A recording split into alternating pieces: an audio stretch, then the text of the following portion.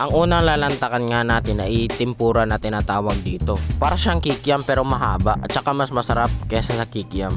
Unang first bite, tortor, paunti-unti lang kasi kakagaling pa lang niya sa sakit ng ngipin. Ako naman yan, masarap yan lalo na pag sinawsaw sa maanghang na ketchup. Yan talaga ang binabalik-balikan namin. Paano kasi walang ganyan dito sa Manila? Dito lang talaga yung matatagpuan. Sunod na lalantakan natin ay proben. Iba lasa ng proben dito sa probinsya kaysa sa syudad. Mas masarap dito. Saka yung mga sausawan dito may ketchup, may maanghang na ketchup, saka suka na maraming sibuyas. Baligyan na to, pork sisig, 65 bibig. Para siya ito ang rice. Para siya rice. Sisig. Naka-java rice din ka pala, boss. Yes, java rice. Yun. Sarap java rice natin. Tatlo? Isa-isa kami. Isa-isa. So may maingon-ingon na nakakaon ka? Napa-order nga kami ng 3 sisig with java rice for only 50 pesos. Sulit na yun. Meron pa siyang nilagay na white sauce. Di ko alam yun. Garlic sauce ba yun? O mayonnaise, ewan ko. Ayan, so first bite. Tapos lalagyan mo pa ng kalamansi. Ay na! Lagyan pa ng ewan ko kung ano yung sausawa na yan. At syempre matapos kumain, kailangan ng panulak, buko juice. Grabe yung buko juice nila dito guys, may pagka-milky. Busog po. Busog? Dami din ito. Dami, no? Dami ang ito. Ngayon ay nasa Bayugan kami. Nandito kami dahil makikiramay kami sa pumanaw na pinsan ni Papa at bukas na naka-schedule na ilibing. Nandito rin kami dahil lahat ng mga igagaw kung tawagin ay nandito. Alam nyo kung bakit? Lahat kasi ng mga nandito ay Pitogo, kaapelyido namin. At syempre, bago kami nakapunta dito ay bumiyahe muna kami ng mga 1 oras from San Franz to Bayugan City. Anong masasabi mo? Sa ganito nga nagtapok-tapok tayo, wala tayong masasabi. Wala tayong masasabi kaya nagtapok-tapok naman tayo. Bakit wala nang buhok dito? Nabagyuhin. Nabagyuhan. Kaya hiniram yung helmet natin. Yan guys, lahat dyan puro Pitogo family. Yan lahat puro Pitogo ang apelyido. Ngayon ko nga lang nalaman na ganito pala kadami ang mga Pitogo dito sa Bayugan City. Namiss nga ako ganito pala kadami yung mga kamag-anak namin. Kaya shoutout sa inyo sa Pitogo family dyan sa Bayugan City. Napakaangas nyo, babalik kami ulit dyan. Ulit nga. Ulit. Anong masabi mo? Wala akong masasabi. Dahil nagtapok na tayo. Di ka makuratang idulitan ka. Wala tayong masasabi. Kaya dito na tayo lahat nagtapok-tapok. Yun lang. Usay mo maistorya yo. Hindi na nga. Ano ni? Mayong Video ni video. Ito kanita na magigsoon. Tapok-tapok may mga kaliwa sa akong mga kababayan. Ako ta kami sa Mes Oriental ko yung Oksente. Nagkanimi din guminga sa among subo nga pag hanyo din bago kami naglubong yung taon Ginoo. Magpasalamat mi mo Ginoo nga kitagaan mi og dako kayong higayon og ang mga panahon atong mga itsoon sa atong mga kwan. Lami kayo Lord, salamat kay Ginoo nga salamat kay Ginoo nga kitagaan gyapon mi og higayon nimo. O kang ako mga kaparintindihan, isa mo to akong bias. Hindi ka bang digil yung kungkor, isa. Lagi mo siyang gani mo kay mabali mo to. Mabali. O salamat kayo sa higayon. Inautong ta nga sa tagtag sa pag-uli, nga taga kabaskog sa mga pamilya, nga pag-uli nga dungagan sa grasya Japon. Salamat Lord. Salamat kayo. Kabil na masawa. Kabil na bole. Kaya tinangan mo ng misita, lagi mo service. Kaya mamili mo Mamili ka niya ako yan. Sa kabaw lang siguro. Basta kabaw, basta ni service. Muna akong panginambok sa akong Na may feeling mo na nakakasyon Ako magpasalamat ko sa atong mga mahal nga kita sa Ginoo. Ang taon po nga ulit na to sa usa nga ulit na tayo pag-ulit na to ato. Special shoutout sa inyo Kuya Jongjong at Kuya Charlie. Dahil maaangas kayo, bibigyan ko kayo ng Yan!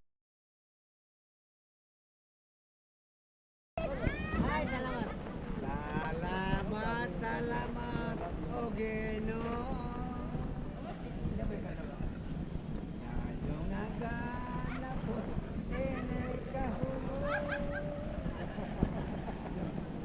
Kay ang labir, ang nilo, itubo, iyang apelido.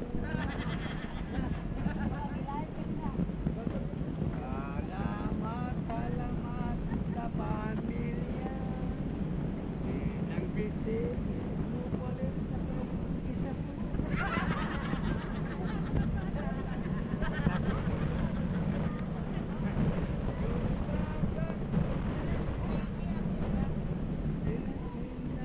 Sa may mga nakaani.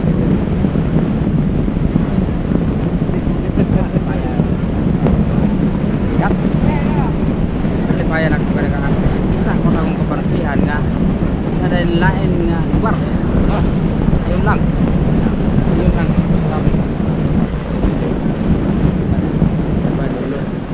May maingon mo na nakaani ka dire. Maganda. Di na rin kami nagtagal at umuwi na rin. Di pa kami uuwi sa Manila 15 days pa kami dito. Hey, bye-bye. Hala. Ngayong araw ay pupunta tayo sa Tinoyan Falls. Umalis tayo ng bahay ng maaga. Mga 5 AM ng umaga to, kaya kitang kita pa yung fog. Grabe ang sarap ng simoy ng hangin, preskong presko at ang lamig. Mamimiss ko talaga to pag umuwi na kami. Fast forward tayo, nandito na tayo sa San Franz dahil may hinihintay pa tayong kasama. 20 minutes later ay dumating na sila. Kung hindi nyo sila nakikilala, ay ayan yung mga nakasama natin sa ride papunta dito. Yan, batsi na tayo. Papunta na tayong Tinoyan Falls. Let's go! Robin Padilla. Di mo lang dahil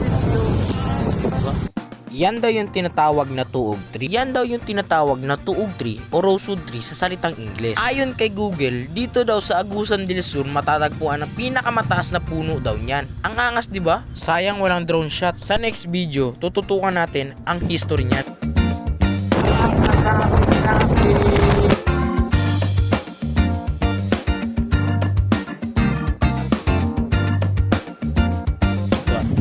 At pwede na maligo daw. Oh? Maligo mga para na. Kabalo mo lang ha. Di man ko kabalo. Bahala.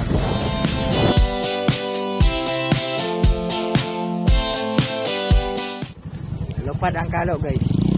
Gato. Daya. Daya kalo. Dagan tayo, Tor! Dagan, Tor!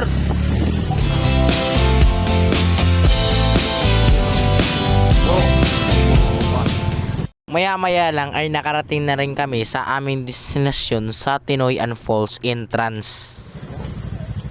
Piso sa magra.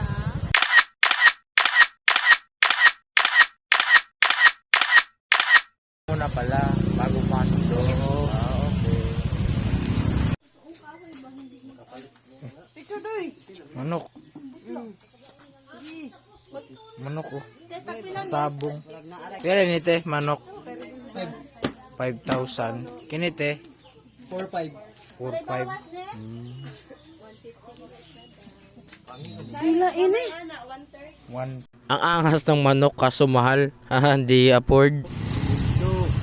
Let's go. Ato na tag Tinayan Falls. Ay, Tinoyan din. So, yeah, Tinoyan. Ano, habang.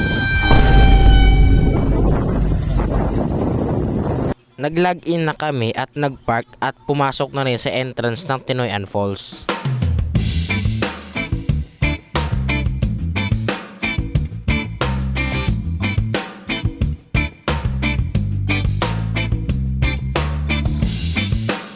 ₱50 nga pala yung entrance fee dito sa Tinoyan Falls.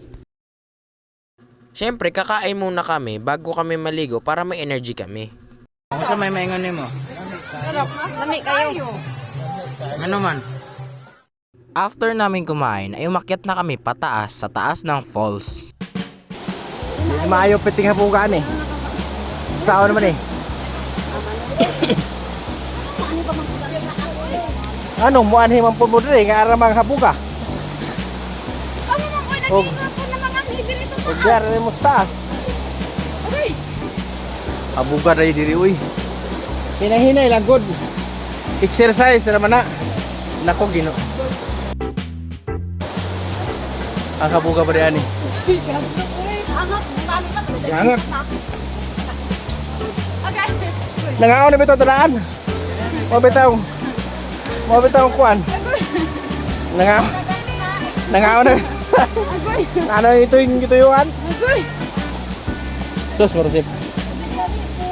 Wala, baba mamaya, wala kinain. Gutom na naman. O nang gina ko nga. Tok-tok yun, tok-tok. Sangko ang suwang ginoko. Okay. Manat. Anong lawa magina yun? Patag na rin sa unahan. Awa naman na maoy. Shout out. Shout out sa taga Pinoyan. Arang yung subida ha. Awa na, patag na. Ang lalim. Umani siya, exercise man ako. Aba. Drama. Hiyod yung mga taba. Na, mahiyod ang mga taba dia. Hi kuya. Pwede maambak siya kuya? Dili? Bawal? Sus, gusto na rin ba yung kayo kumambak? Delikado, sir. Delikado. Oo. Kung saan nakalawang siya? Certificate na, sir. Kalalim.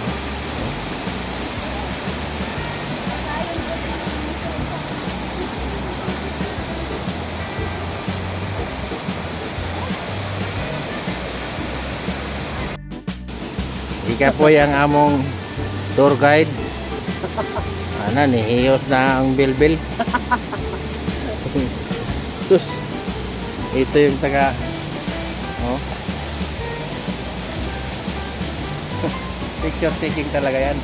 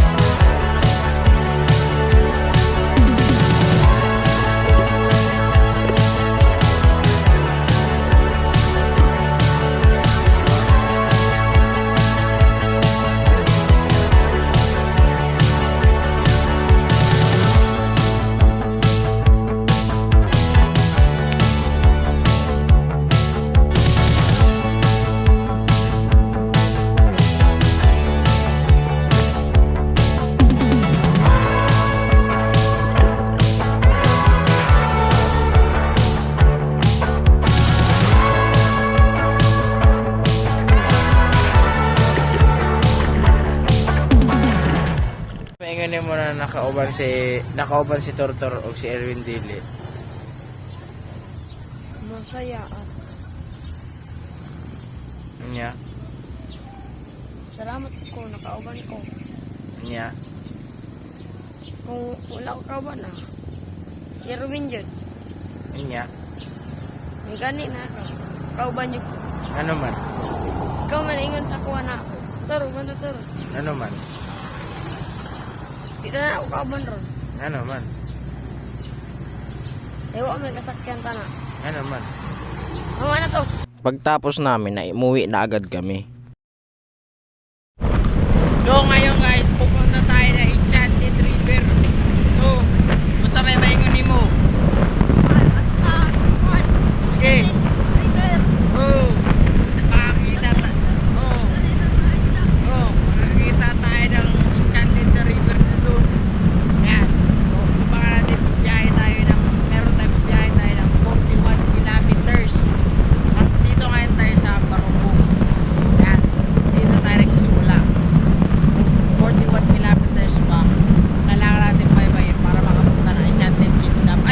next na pupuntahan natin ay Enchanted River sa Inatuan. Ito ang pinakalas na pupuntahan natin dito sa Surigao kaya susulitin na natin.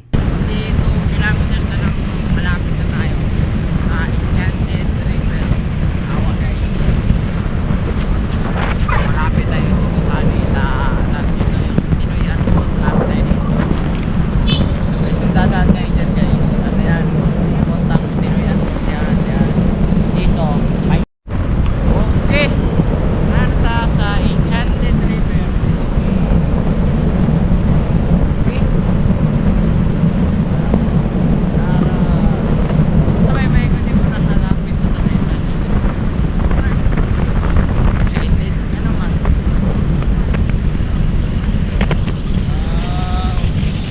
ngayon malapit na tayo 10 kilometers na lang malapit na 10 kilometers 9.7 kilometers na lang malapit na lang tayo sa Enchanted River. Sige, mamaya na lang ulit. Maya-maya lang ay nakarating na tayo sa Enchanted River entrance.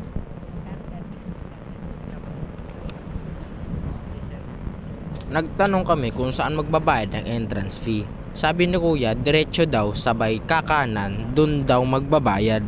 Shoutout si Kuya, napaka-pogi.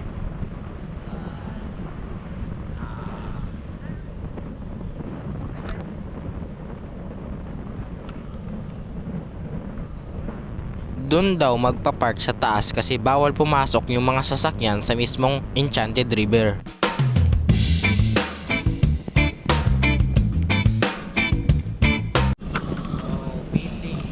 Waiting sa sasakyan kasi hindi tayo pwede pumunta doon nang wala sasakyan kasi hindi natin alam sasakyan sila magpuprovide ng sasakyan na I think nasa binayaran natin. Ang binayaran nga pala namin ay 100 pesos per head. To, sa'yo may ngunit mo nagulat ka sa sasakyan. Happy? Nara yung amo sasakyan guys. Sasakyan, ganyan sasakyan guys. Sa may ngunit mo na kasakay ka dire. Tindot. Indot. Mga vloggers mas sticker nyo. Sana may sticker din ako. Dito, tikit ko dito sticker oh. Tikit ko dito sticker guys. Sunod, magkaka-sticker na ako. Tikit ko dito. Okay, meron lang ulit. Okay, larga. Sasakay kami dito ng mga 5 minutes para makapunta sa river.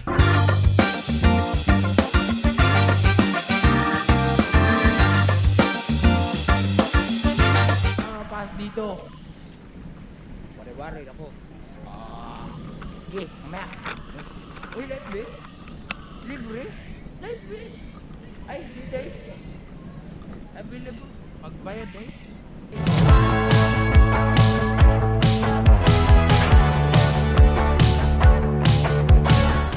Binigay lang namin yung ID ni Papa at kumuha na ng life jacket at naligo na. Maligo na tayo, let's go!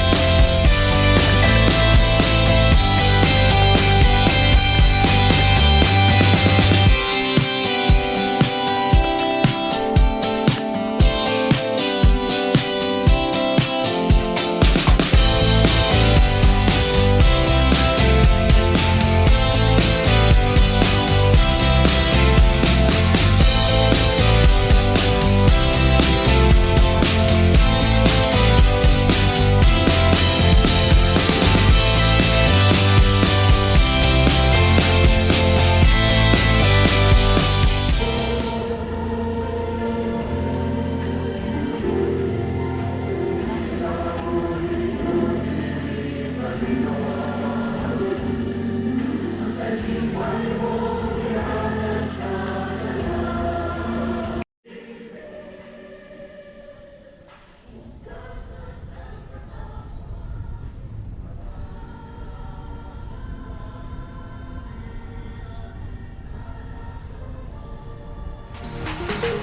can feel it.